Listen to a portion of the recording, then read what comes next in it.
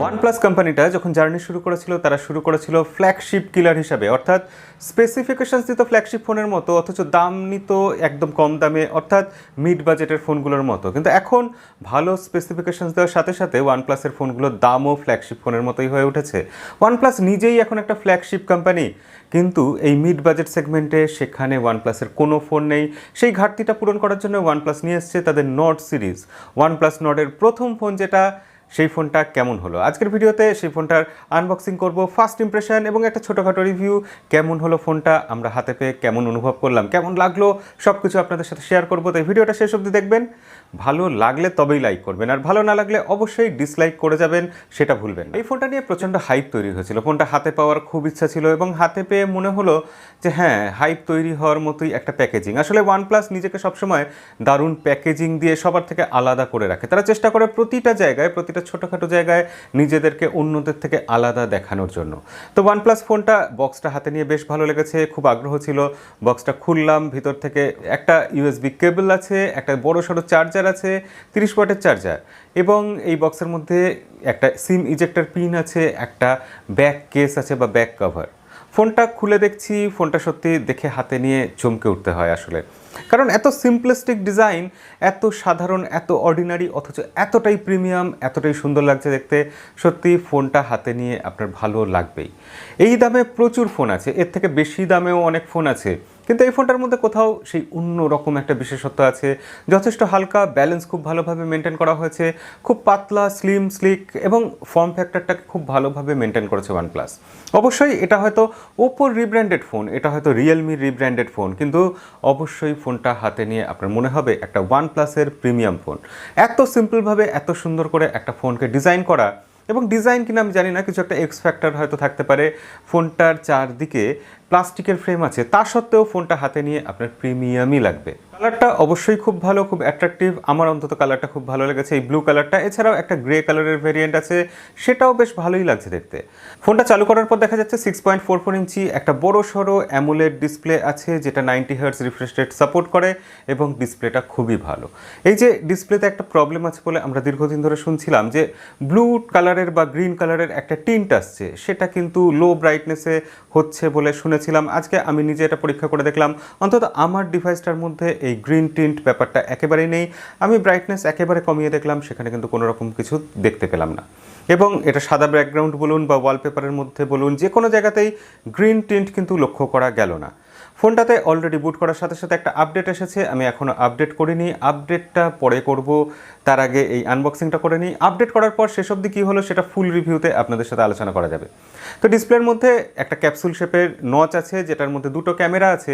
অনেকের এটা খুবই অপছন্দ, কিন্তু আমার মতে এটা কার্যকরী তখনই হয় যখন আপনি গ্রুপ সেলফি নেওয়ার কথা ভাববেন। সেলফি ক্যামেরার মধ্যে একটা ওয়াইড অ্যাঙ্গেল লেন্স থাকা অবশ্যই আপনাকে একটা এক্সট্রা ফিচার, একটা এক্সট্রা বেনিফিট এনে দেয়। তো এই পাঞ্চ হোলটা যথেষ্টই স্ক্রিনের সাথে মানিয়ে গেছে, এবং ডিসপ্লেটা বেশ ভালো লাগছে দেখতে। কোনো রকম সমস্যা ডিসপ্লে নিয়ে এখনও অবধি ফেস করিনি। ওয়ানপ্লাস নটের এক সাইডে আছে ভলিউম রকার, এক সাইডে আছে পাওয়ার বাটন, এবং পাওয়ার বাটন ঠিক ওপরে আছে অ্যালার্ট স্লাইডার, যেটা ওয়ানপ্লাসের একটা বিশেষত্ব। তাদের প্রিমিয়াম ফোনে এটা থাকে, এই ফোনেও এটা দিয়েছে, অবশ্যই ভালো।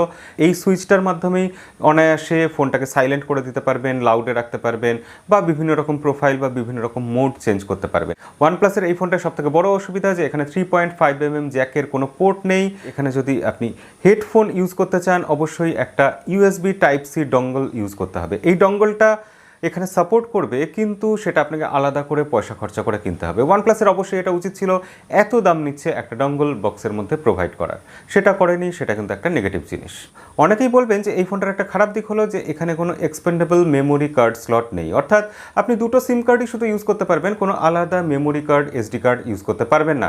আমার মতে সেটা কোনো নেগেটিভ জায়গাই নয়। একটা আলাদা এসডি কার্ড ইউজ করা মানে ফোনের স্পিড অনেকটাই স্লো হয়ে যায়, সেটা আজকের দিনে ইউজ না করাই উচিত। এই ফোনটাতে আছে কোয়ালকম স্ন্যাপড্রাগন 765 প্রসেসর, যেটা 5G প্রসেসর। অবশ্যই এখানে 5G সাপোর্ট করবে, এটা ফিউচার প্রুফ। যারা 3-4 বছরের জন্য বা 5 বছরের জন্য একটা ফোন নেবেন ভাবছেন, তাদের জন্য এটা হলে ঠিক আছে, কিন্তু যারা 1-2 বছর বাদেই ফোন চেঞ্জ করবেন, তাদের জন্য এই ইনভেস্ট করাটা আমার মনে হয় বোকামি। এবং এখানে যদি এর বদলে কোয়ালকম স্ন্যাপড্রাগন 855 প্লাস বা 855 প্রসেসর থাকতো, সেটা আরেকটু বেটার হতো, কারণ সেই প্রসেসরগুলো এর থেকে আরও পাওয়ারফুল। এখানে প্রসেসর একটা মিড বাজেটের প্রসেসর আছে, যে প্রসেসরটার জন্য আপনি যদি ইউজার ইন্টারফেসে ইউজ করেন, বিভিন্ন অ্যাপ ওপেন করতে যান, তখন বুঝতে পারবেন কোথাও সামান্য হলেও একটু যেন ল্যাগ ফিলিং আছে। এখানে যে অক্সিজেন ওএস আছে সেটা একদম ক্লিন একটা ইউজার ইন্টারফেস, কোনো রকম সমস্যা নেই। ফিচারও প্রচুর দেওয়া আছে, কল রেকর্ডিং ফিচার আছে, অনেকেই জানেন যে কল রেকর্ডিং ফিচার এখানে আছে, তবে তাতে সমস্যা একটা আছে, যখন আপনি রেকর্ডিং চালু করবেন আপনাকে এবং যে কথা বলছে ফোনের অপর প্রান্তে দুজনকেই একটা অ্যানাউন্সমেন্ট দেবে যে কল রেকর্ডিং চালু হয়ে গেল। এখানে অলওয়েজ অন ডিসপ্লেটা এই মুহূর্তে নেই, যদিও পিটলাও টুইট করে জানিয়েছেন যেখানে যখন পরবর্তী আপডেট আসবে অ্যান্ড্রয়েডের সেখানে কিন্তু অলওয়েজ অন ডিসপ্লে দিয়ে দেওয়া হবে। এখানে ফোনটা আপনি চট করে হাতে নিলে ফোনটাতে কিন্তু ডিসপ্লের মধ্যে দেখিয়ে দিচ্ছে, সব কিছু শো করে দিচ্ছে যে কটা বাজে, কী কী নোটিফিকেশান আছে ইত্যাদি ইত্যাদি। এবং এই জায়গাটাতেও আপনি অনেক রকম কাস্টমাইজ করতে পারবেন, ওয়ালপেপারে কাস্টমাইজেশন করতে পারবেন, এবং ওয়ানপ্লাসের ফোনে যে ওয়ালপেপারের মধ্যে একটা ছোটোখাটো অ্যানিমেশন থাকে এই ফোনটাতেও সেই অ্যানিমেশন দেওয়া হয়েছে। অবশ্যই সব মিলিয়ে প্রিমিয়াম ফিলিংয়ে আসছে, ওয়ানপ্লাসের ফোনের মতোই মনে হচ্ছে, কিন্তু ওই প্রসেসর কমজোরি একটু বলে, প্রসেসর একটু দুর্বল বলে সেখানে কোথাও গিয়ে আপনি সেই স্মুথ ফিলিংটা পাবেন না যেটা ওয়ানপ্লাসের এমনি ফোনগুলোতে, নর্মাল ফোনগুলোতে, দামি ফোনগুলোতে আপনি পান। ব্যাক সাইডে 4টে ক্যামেরা আছে, যার মধ্যে প্রাইমারি সেন্সর 48 মেগাপিক্সেল এবং সেটা সোনি IMX586, এবং সেটাতে যে ফটো তোলা হচ্ছে কোয়ালিটি নিয়ে কোনো রকম আমার এখনও অবধি সমস্যা মনে হয়নি, যথেষ্ট ভালো কোয়ালিটি। এবং সবথেকে বড় কথা যেটা, দীর্ঘদিন বাদে কোনো ফোনে ন্যাচারাল কালার পেলাম, কালার কিন্তু খুব বেশি বুস্ট করে দিচ্ছে এরকম নয়, যথেষ্ট ন্যাচারাল লেগেছে আমার। এবং ওয়াইড অ্যাঙ্গেল লেন্সেও ডিটেলস বেশ ভালো আছে। সাধারণত ওয়াইড অ্যাঙ্গেল লেন্সে যেটা হয় যে কোণের দিকে, একটা ছবির কোণের দিকে ডিটেলস থাকে না, সেগুলো ডিটেলসের অভাব হয়। এই ফোনটার ওয়াইড অ্যাঙ্গেল লেন্সে কিন্তু সেই সমস্যাটা নেই, কোণের দিকেও আপনি পর্যাপ্ত ডিটেলস পাচ্ছেন। নাইট মোড ভালো কাজ করেছে, নাইট মোডেও ফটো তুলে যথেষ্ট স্যাটিসফাইড আমি। এবং সেলফি 32 মেগাপিক্সেল অবশ্যই বেশ ভালো, আমি কিন্তু এই সেলফি নিয়েও সন্তুষ্ট, এখানেও অভিযোগ করার খুব একটা জায়গা নেই। ওয়াইড অ্যাঙ্গেল যে 8 মেগাপিক্সেল আছে সেলফির জন্য, সেটাতেও বেশ ভালোই ছবি উঠেছে। এখানে একটা খুব অদ্ভুত ব্যাপার আছে, আপনি ফ্রন্ট সাইডের 32 মেগাপিক্সেল ক্যামেরা দিয়ে 4K-তে 60 FPS-এ ভিডিও তুলতে পারবেন না, এটা কোনো অদ্ভুত ব্যাপার নয়। অদ্ভুত ব্যাপার এটাই যে আপনি ব্যাক সাইডের ক্যামেরাতে 4K 60 FPS-এ ভিডিও তুলতে পারবেন না।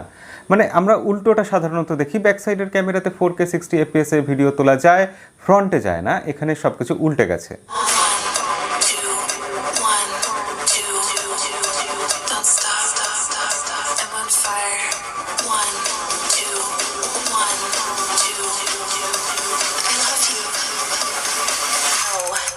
আরে না না না, এটা কোনো ভিডিওই হচ্ছে না। আসুন আবার নতুন করে ক্যামেরা কম্প্যারিজন স্টার্ট করা যাক। আমাদের টিএসসি চ্যানেলে আপনাকে আবার স্বাগত জানাই, আমি অভ্র।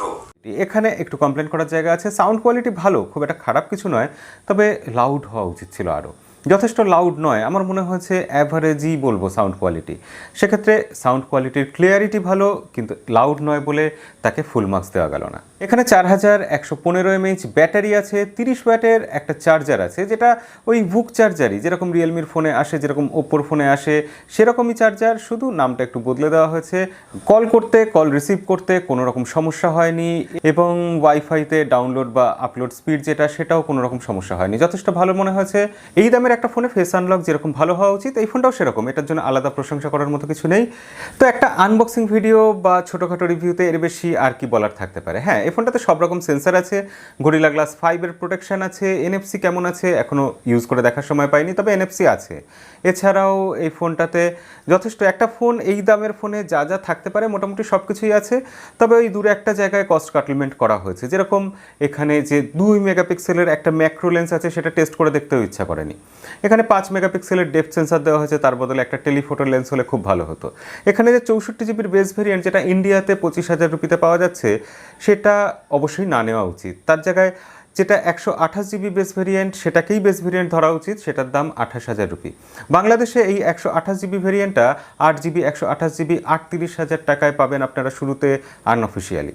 এই ফোনটা আপনার কেমন মনে হলো অবশ্যই কমেন্টে লিখে জানাবেন, এবং এই ফোনটার ব্যাপারে আপনার কী কী প্রশ্ন আছে, কি জানতে চান, রিভিউতে কী কী জানতে চান, সব কিছু লিখে পাঠাবেন। এই ফোনটার সাথে Realme X2 Pro এবং Realme X3-র কম্প্যারিজন ভিডিও, সেটাও আসবে আমাদের চ্যানেলে, অবশ্যই তার জন্য সাবস্ক্রাইব করে রাখবেন। দেখা হবে পরের ভিডিওতে, আজকের মতো বিদায়।